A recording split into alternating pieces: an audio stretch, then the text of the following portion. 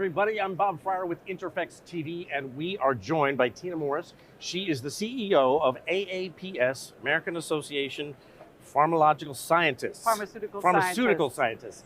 Rat, I wanted to impress you with my knowledge. Good to have you here. Good to be here, Bob. It's a pleasure. You have one of the most important jobs here at INTERPHEX, this fantastic learning lab that we've got just behind the cameras. You've been hearing it all day. Yeah. You decide the content that goes in there, what is going to be talked about here at INTERPHEX, and what knowledge will be shared. How do you go about deciding that? Well, first of all, it's not me.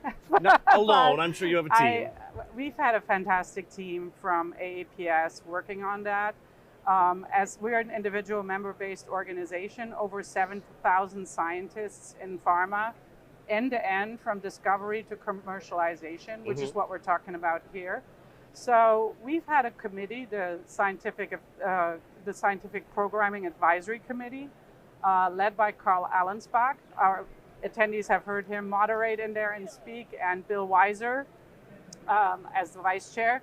They have put a wonderful program together with a wonderful committee. We've called for submissions.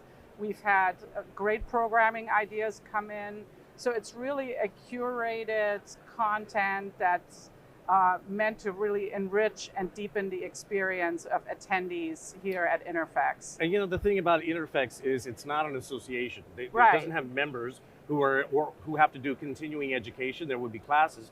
So it is goes to the heart of INTERPHEX is the sharing of knowledge. Exactly. Because the more they share knowledge, and I've had a lot of people come up here and talk about this, the more knowledge you share, that might spur an idea for an innovation, and that's what this place is all about. And it's been a wonderful setup in the Learning Lab because people have been able to listen to the talks, but then there's the area behind it. You can see the conversations happening. There's a lot of conversations going into the Learning Lab, going out of it.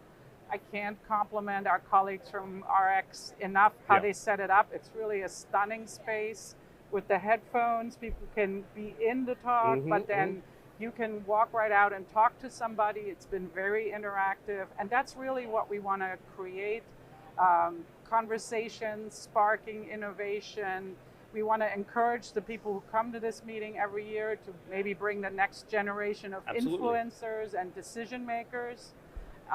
Really enriching and deepening the experience. I did want to follow up on that. How well received has it been? Big crowds, and as you said, they go from there to continuing the conversation out here.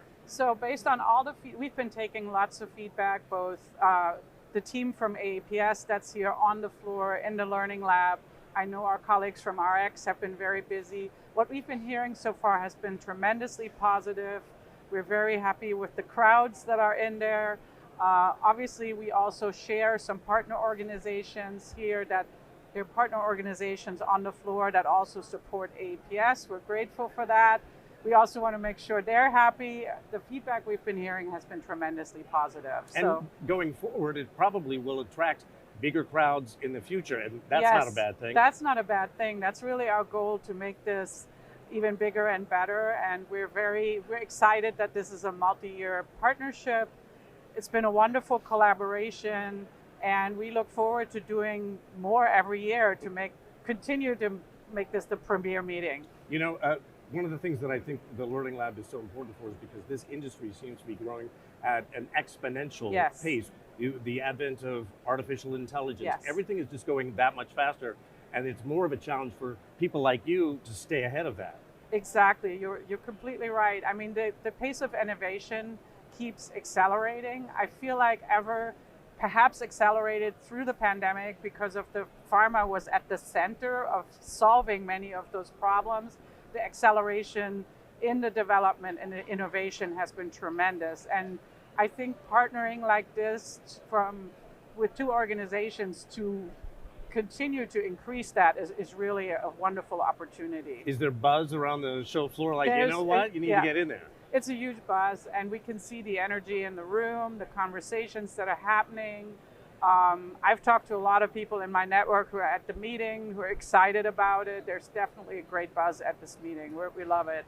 You obviously have a limited amount of time. I think you've got 3 or 4 in there, so with the headphones, you can do 3 at a time. But again, time is limited, space is limited. Were there some people that applied that you were just gutted not to be able to put up there? That's always the challenge, but I know our colleagues at RX are doing video capture, and we're already discussing about how to use some of that content going forward. Sure. And I mean, in our association, we see it as well. People who can't make everything at the live event, that the digital component is important and follow up in learning. So that's one of the things we're talking about. And yeah, it's impossible to do everything at INTERPHEX, but that makes it such a great event, right? You're spending time in there, you're doing your 20,000 steps on the show floor. You know, that's what it's all about. Brain and feet have to be tired at the end of the week. Absolutely. That's what you got to do. Well, Tina, I'm glad that it was such a success for you, and hopefully next year as big as. Thank you so much, Bob. It's a pleasure to be here. Thank you.